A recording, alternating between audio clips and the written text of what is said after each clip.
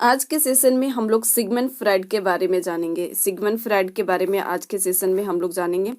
तो Sigmund Freud जो है एक कहाँ के निवासी थे? तो सिगमंड फ्राइड जो निवासी हैं यह ऑस्ट्रेलिया के निवासी हैं। ध्यान दीजिएगा कि कहाँ के निवासी हैं, तो ऑस्ट्रेलिया के निवासी हैं और ऑस्ट्रेलिया के वियतना शहर से हैं।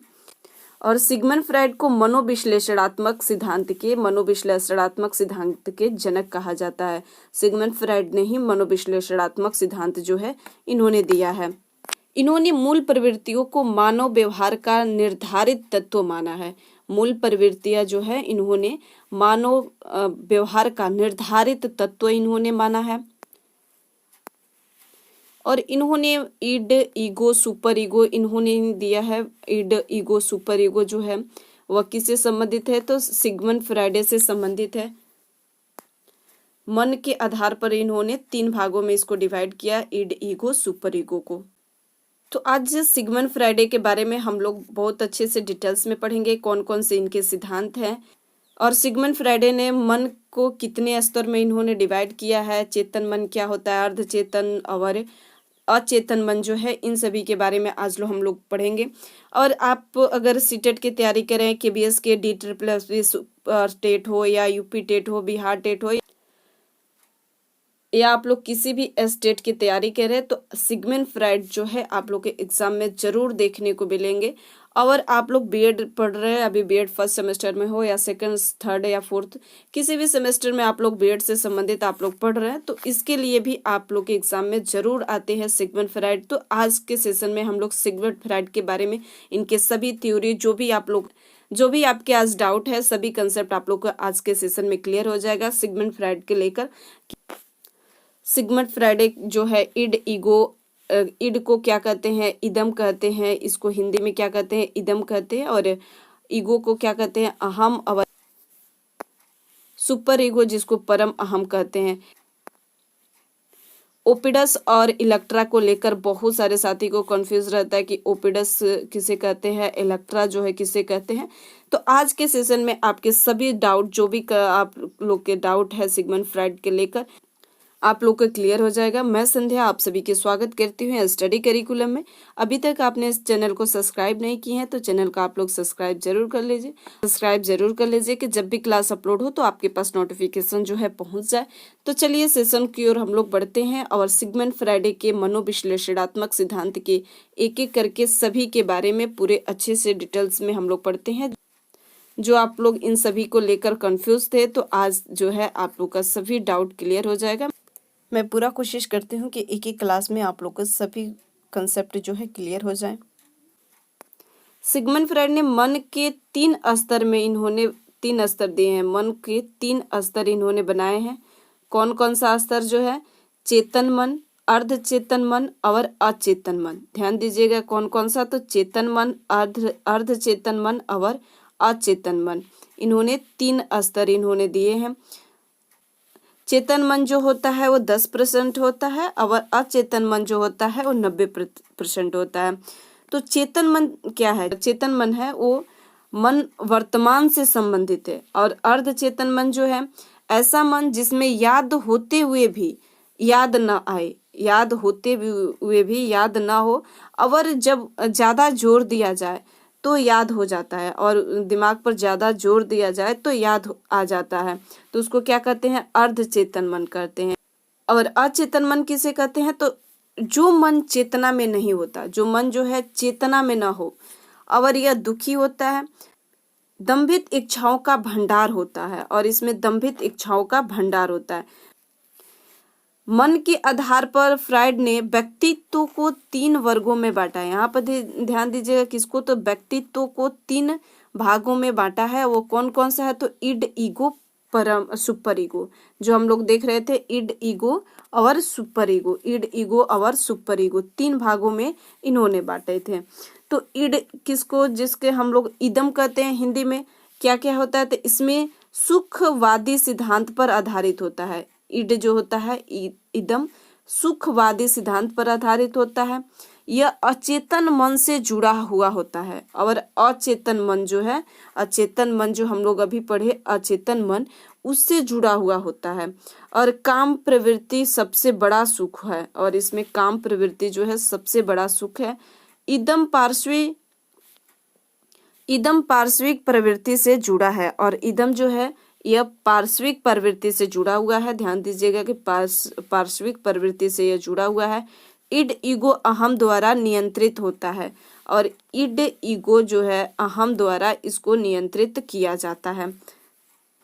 अहम जो होता है, अहम इसमें वास्तविक पर आधारित है। अहम जो है वास्तविक पर आधारित है।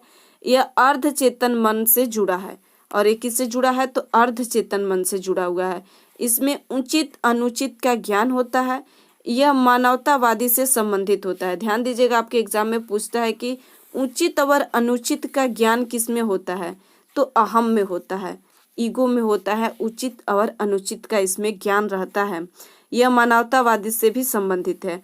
सुपर ईगो के यह आदर्शवादी सिद्धांत है। यह जो है आदर्शवादी सिद्धांत है। इड और ईगो पर नियंत्रित करता है। यह पूरी तरह सामाजिक एवं नैतिक पर आधारित है। यह पूरी तरह सामाजिक और नैतिक पर आधारित है। यह चेतन मन से जुड़ा हुआ है। इसमें प्रवृत्ति देवत्व होती है, और इसमें प्रवृत्ति देवत्व होती है। ये ध्यान दीजिएगा कि इसमें चेतन मन से जुड़ा हुआ है। ये चेतन मन से जुड़ा हुआ है। और सिगमंड फ्राइड ने 2 प्रकार की मूल प्रवृत्तियां भी बताई है। ध्यान दीजिएगा कि मूल प्रवृत्तियां कितने प्रकार के बताई हैं, तो 2 प्रकार की मूल प्रवृत्तियां बताई हैं। कौन कौन सा, तो जीवन मूल प्रवृत्ति, एक जीवन मूल प्रवृत्ति है, और दूसरा इन्होंने बताया था कि मृत्यु मूल प्रवृत्ति। मृत्यु मूल प्रवृत्ति, तो जीवन मूल प्रवृत्ति जो होता है यह जीने के लिए साधन जुटाने के लिए अभिप्रेरित करता है। जीवन जीने के लिए साधन जुटाने के लिए अभिप्रेरित करता है। यह जीवन मूल प्रवृत्ति के शारीरिक एवं मानसिक दोनों पक्षों का प्रतिनिधित्व करता है। ध्यान दीजिएगा कि शारीरिक भी करता है और मानसिक दोनों पक्षों का प्रतिनिधित्व करता है। इसमें काम, वासना, भूख, ब्यास आदि शामिल है। इसमें काम करने की वासना, भूख और ब्यास आदि जो है इसमें शामिल है। मृत्यु मूल प्रवृत्ति जो होता है, इसमें क्या होता है कि इन मूल प्रवृत्तियों को घृणा मूल प्रवृत्ति भी कहा जाता है। क्या कहा जाता है, तो घृणा मूल प्रवृत्ति भी इसको कहा जाता है। इसका संबंध जो होता है विनाश से है। यह मूल प्रवृत्ति जीवन मूल प्रवृत्ति के विपरीत कार्य करती है।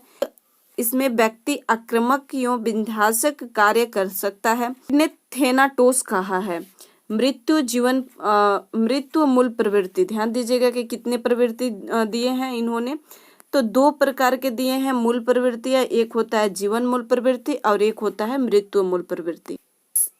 अब हम लोग देखते हैं ओडिपस एवं इलेक्ट्रा ग्रंथि, जो आप लोग लेकर कंफ्यूज रहते हैं कि ओडिपस जो होता है वो किसके लिए होता है और इलेक्ट्रा ग्रंथि जो है किसके लिए होता है।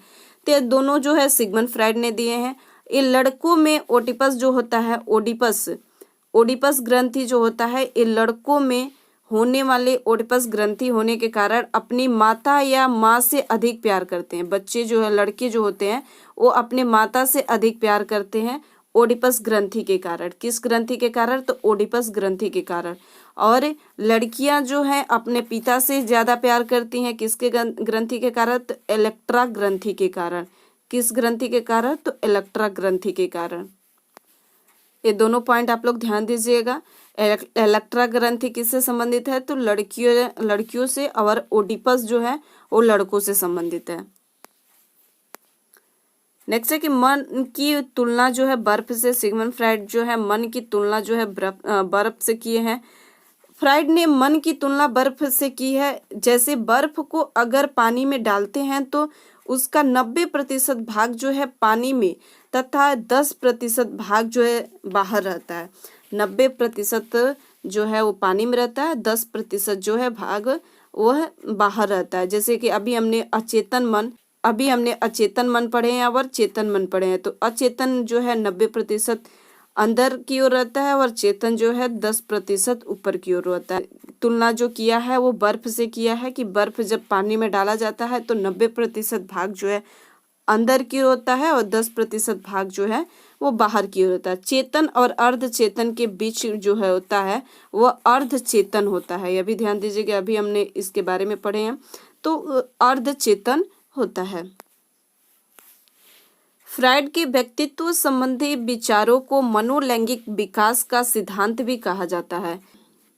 इसे फ्रायड ने 5 अवस्थाओं में बांटा है। ध्यान दीजिएगा, कितने मनोलैंगिक विकास जो है कितने अवस्थाओं में बांटा है, तो 5 अवस्थाओं में बांटा है। कौन कौन सा, तो मौखिक अवस्था जो जन्म से 1 वर्ष तक होता है, गुद्दा अवस्था जो 2 से 3 वर्ष तक होता है, लैंगिक अवस्था जो 4 से 5 वर्ष होता है, और सुषुप्त अवस्था जो 6 से 12 वर्ष होता है, जननी अवस्था जो 12 से 20 वर्ष होता है। ध्यान दीजिएगा कि लैंगिक के बारे में बताया गया है, तो लैंगिक मनोविकास जो है सिगमंड फ्रायड के लैंगिक मनोविकास के 5 अवस्थाओं में इन्होंने बांटा है। मैं आशा करती हूँ कि आप सभी को सिगमंड फ्रायड के बारे में अच्छे से समझ में आया होगा।